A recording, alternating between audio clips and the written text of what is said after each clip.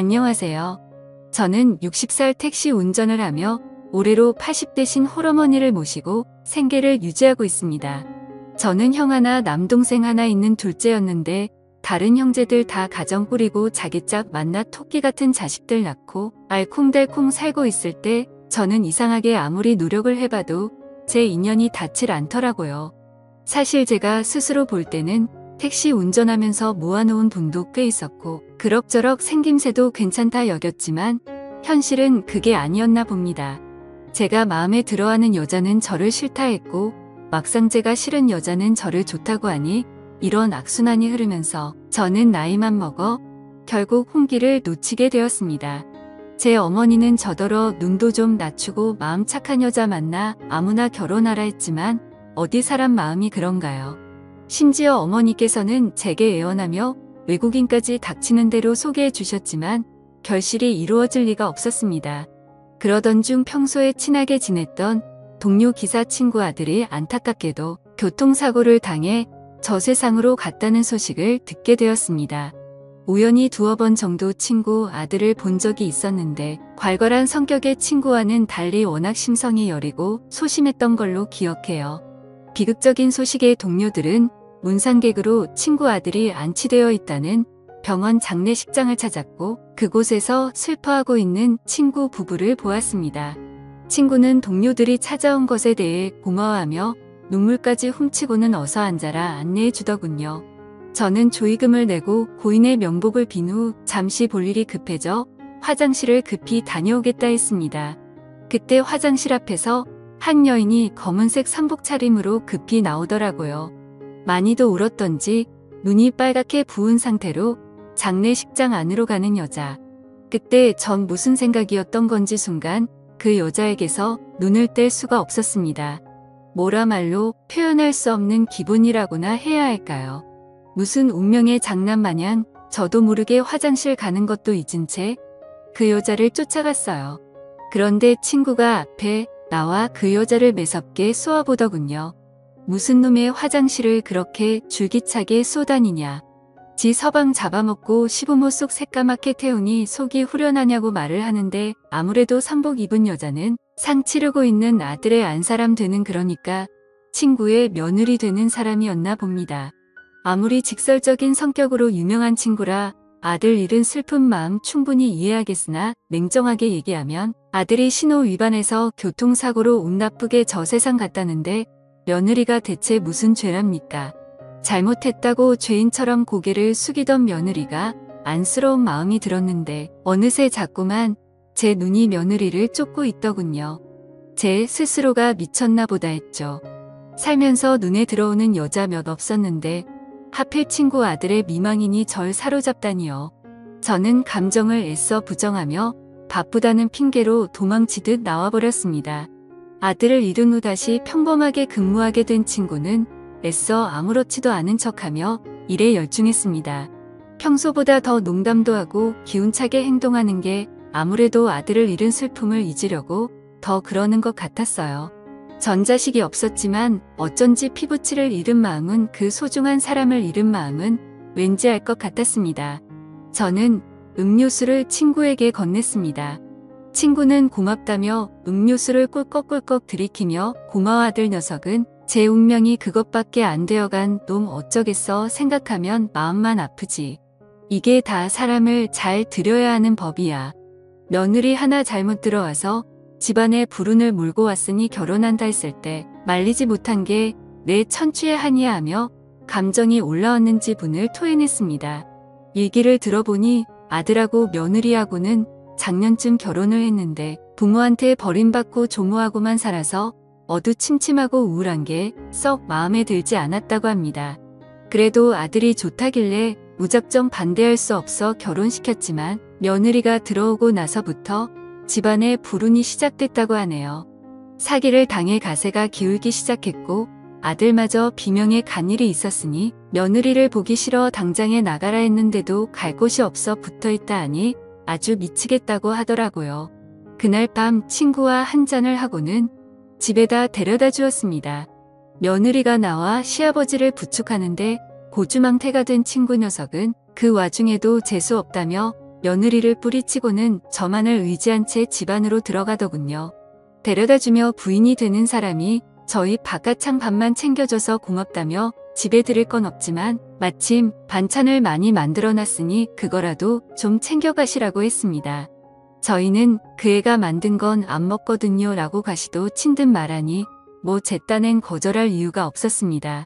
그날 서글퍼 보이는 며느리의 인사를 받으며 덕분에 반찬 선물을 가지고 간 저는 다음날 아침으로 어머니와 꽤 괜찮은 식사를 했습니다.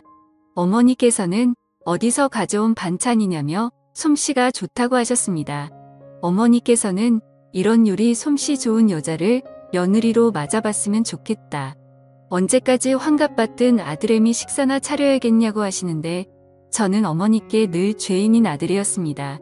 다음날 출근하고 택시 영업을 하는데 길 가다가 우연히 며느리와 마주쳤습니다. 뭘 잔뜩 들고 가고 있더군요. 친구 부인은 다른 아들과 떡집을 운영하고 있었거든요. 그렇게 구박할 때는 언제고 가게 일은 써먹고 있었나 봅니다. 얼굴 한번 봤다고 그새 반가운 마음도 들고 고맙다는 인사도 할 겸 택시를 세웠네요. 안녕하세요. 어디 가세요? 타세요. 제가 가는 데까지 모셔다 드릴게요. 라고 하니 괜찮다고 하는 며느리였지만 제가 여러 번 권유하니 마지못해 제 차에 오르며 짐을 실었습니다. 오늘따라 배달차가 고장나서 그리 멀지 않은 곳이라 걸어서 배달을 가는 길이라 하더군요. 그래서 이 무거운 떡을 어떻게 이고 지고 가냐는 말에 며느리는 멋쩍은 듯 아무 말 없었습니다. 저는 며느리에게 맛있었다며 어머니가 요리 솜씨 칭찬을 했다고 말해주니 참 좋아했습니다. 하며 말하기를 저희 남편도 제 요리 솜씨가 좋다고 칭찬을 하곤 했는데 부담스럽지 않으시다면 종종 놀러 오실 때 조금씩 반찬을 싸드려도 될까요? 라고 하는데 빈말이라도 참 고맙고 좋더라고요. 배달하는 곳은 금세 도착했고 며느리가 차에서 내리자 저는 생각했어요. 미쳤나 보다. 정신 차려야지. 다 늙어서 저렇게 새파란 여자한테, 그것도 친구 며느리한테 이러면 안 되지. 하지만 이상하게 그 여자한테 자꾸 마음이 가는 건 잡기 힘들었습니다.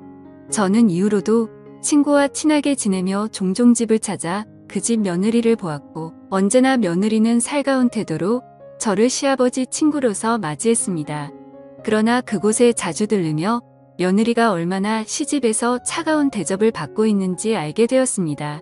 어느 날은 친구 부인이 뭔가 잘못했는지 며느리를 야단치고 있더라고요. 그런데 친구에 이어 부인까지 잘못된 일에서만 야단을 치면 될 것을 항상 너 때문에 우리 아들을 잃었다. 보고 배워 자란 게 없는 것이 부름만 몰고 다닌다며 온갖 욕설과 인신공격으로 마무리 지었습니다. 그때마다 제 마음이 얼마나 아프고 안타까운지요. 만약 저 여자가 우리 어머니 며느리였다면 저런 대접을 받고 살진 않았을 텐데 며느리도 엄연히 남의 집 귀한 딸이건만 저렇게 하대하는 게 좋은 꼴은 아니더이다. 마침내 며느리도 참지 못하고 정그렇게 제가 미우시면 제가 나가면 되신 거죠.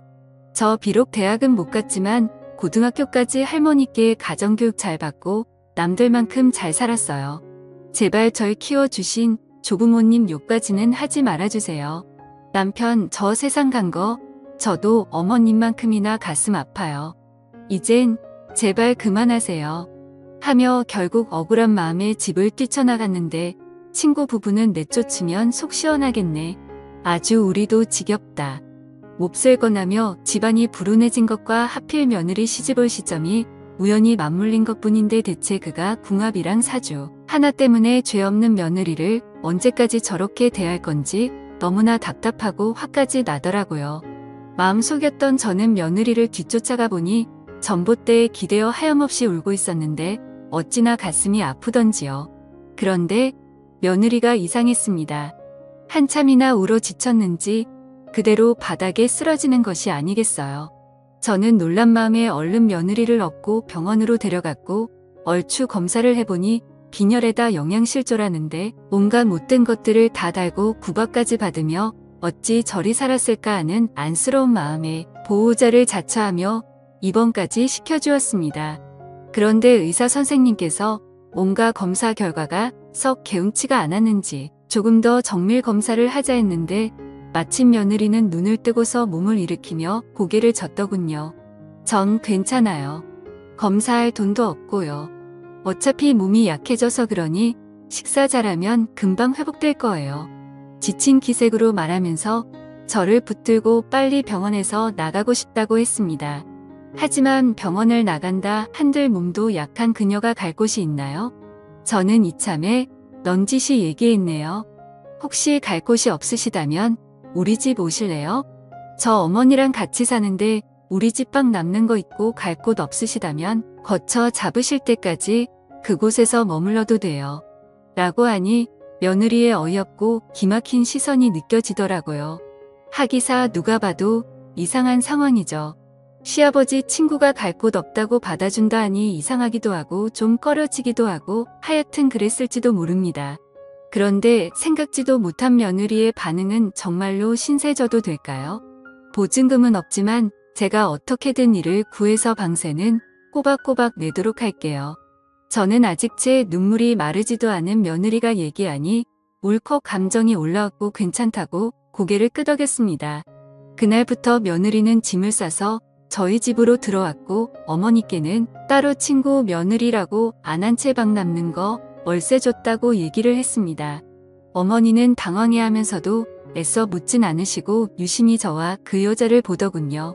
어머니는 그 집 며느리에게 참 잘해주었습니다.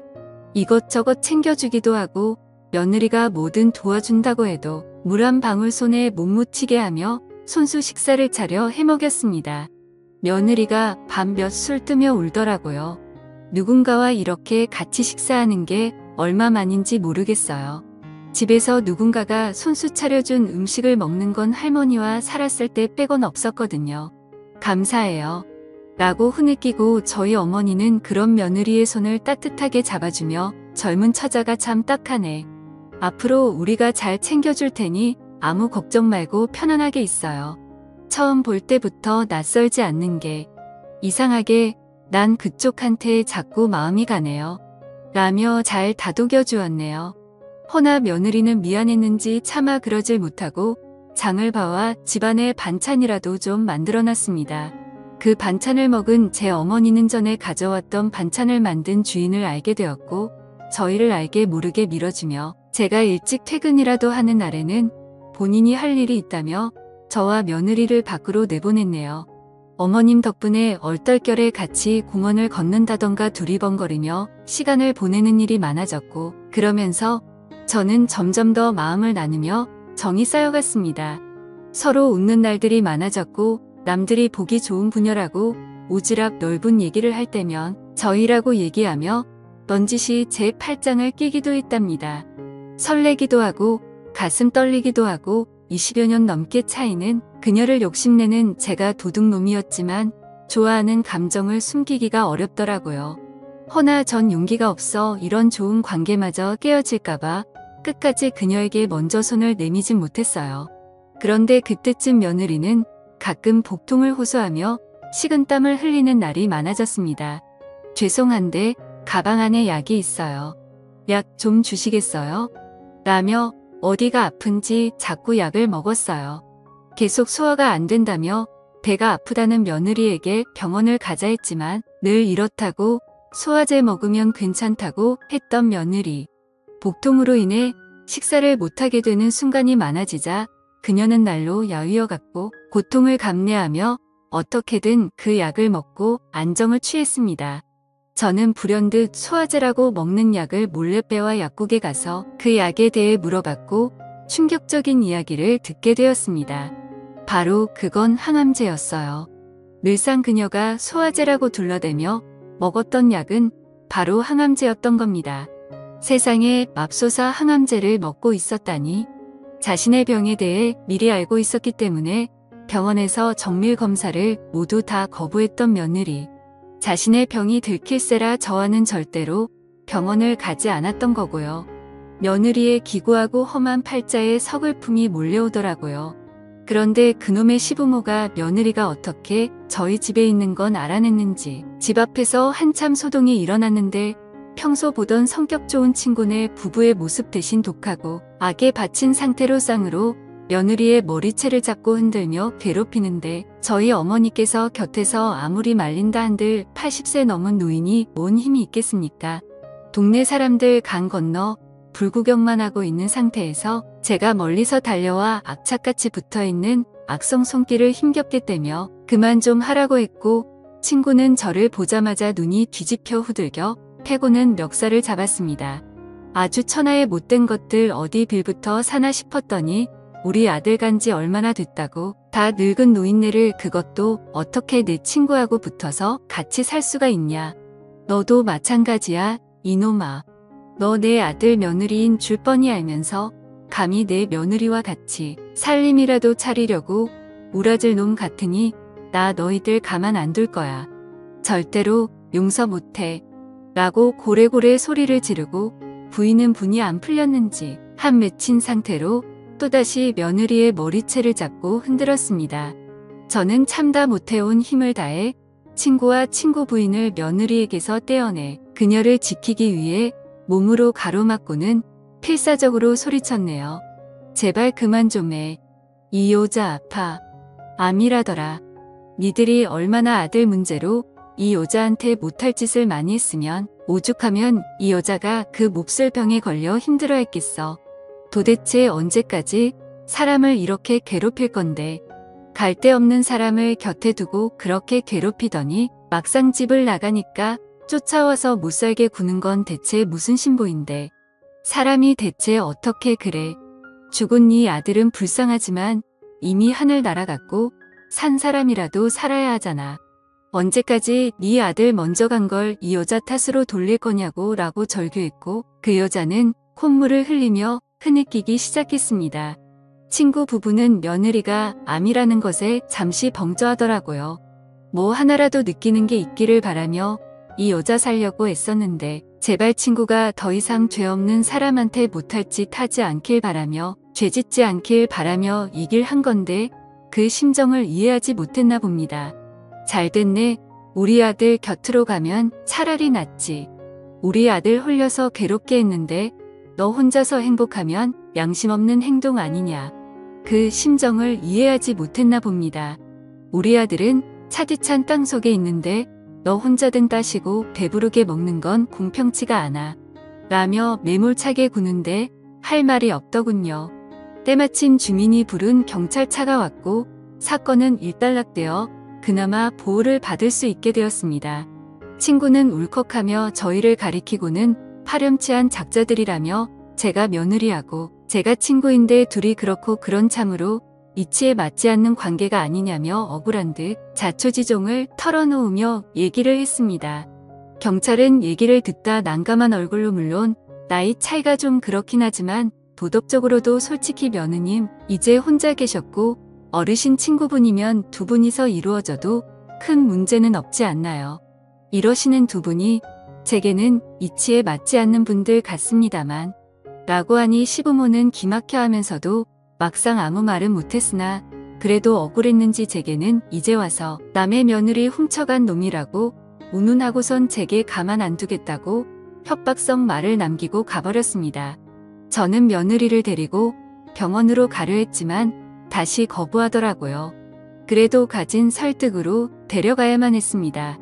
부디 그녀가 세상에 남아있기를 간절하게 바라면서요. 그녀는 난소암 3기였습니다. 생존 확률은 50% 정도로 반반 상황이었지만 꼭 그녀를 살리고 싶었습니다. 저와 남녀로서 잘 되든 안 되든 문제를 떠나서 어쩐지 그녀를 살려야 할 만한 이유가 제게 있을 것 같았어요. 처음 그녀를 만났을 때부터 제게 주어진 과제였을지도 모르겠습니다. 그리고 곁에서 그녀를 지켰네요. 가족도 아무도 없는 30대 중반의 그 여자를 위해서 저도 어머니도 그녀를 품기로 했습니다. 처음으로 나 말고 누군가를 위해서 간호도 해보고 위로도 해주고 저의 진심에 그녀도 마음이 움직였는지 한평생 재수없고 불운하다는 소리만 달고 살아 남편이 가버린 후 단 한순간도 생에 미련이 없었는데 지금은 누군가에게 관심받고 사랑받는 존재라고 생각하니 자꾸만 이 세상을 보고 싶어져. 그래서 전 남편에게 더 미안해요.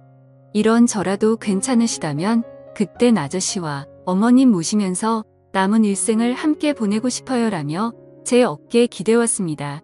저는 고맙다며 그녀에게 눈시울을 붉히고 제발 살아달라고 한 번만, 그 누구도 아닌 스스로를 위해 삶을 선택해달라 말했죠.